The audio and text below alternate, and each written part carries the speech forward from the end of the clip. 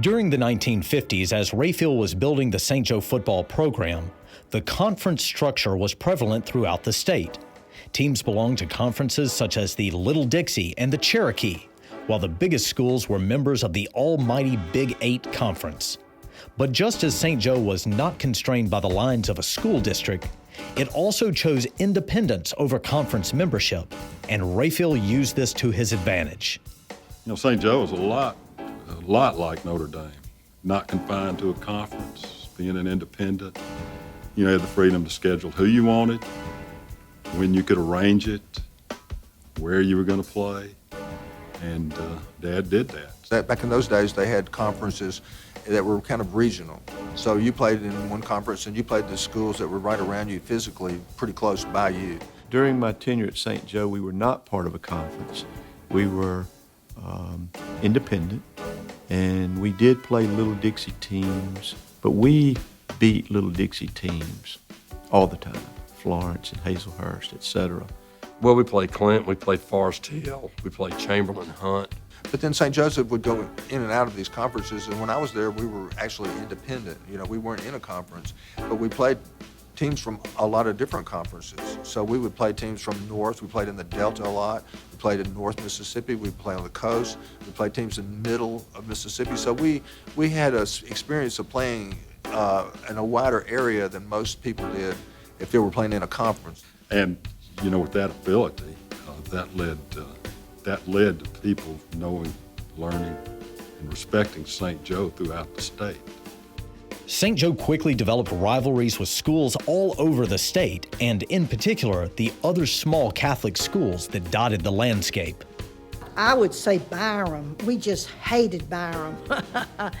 And, Vicksburg. The Catholic schools. Oh, glory. We couldn't play Greenville St. Joe because there were too many fights. I can remember one time at a basketball game, Bishop Ranini sent word for me to quiet down. Oh, the St. Aloysius games. We knew about them when I was in the 8th grade. I would go over and watch them in the 7th and 8th grade, and it was such an amazing rivalry. You couldn't created that. It probably took 40 years to create that rivalry. What I stepped into was deep in history. Fondest memories I have about playing St. Joseph Greenville and St. Aloysius is some of the best fights we ever had was with those schools. Invariably, 9 out of 10 times a game would have a fight in the middle of it. You could start a football game and two guys could get into a fight and it could turn into a brawl and nobody would do anything. Nobody would get kicked out. It would just stop the brawl and then we'd go right back to playing, and then about 5 minutes later would be another brawl. So there was several fights during this football game in Greenville. Well, in the melee that occurred, we actually had to pull Father Tarsi off of their priest. He was pushing, and their priest and our priest were like fighting each other. We had to pull the priests apart from each other because they were so mad at each other.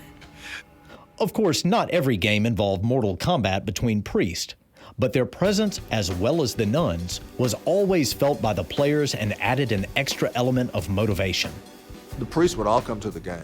There would be nuns and priests all at the game, and they would come down and they would be right behind you at the, on the fence. If you missed an assignment or if you dropped the ball or fumbled, something like that, Coach Rayfield would be right there to meet you when you came off the field. And then when you came back off the field further, you would hear it from the priest.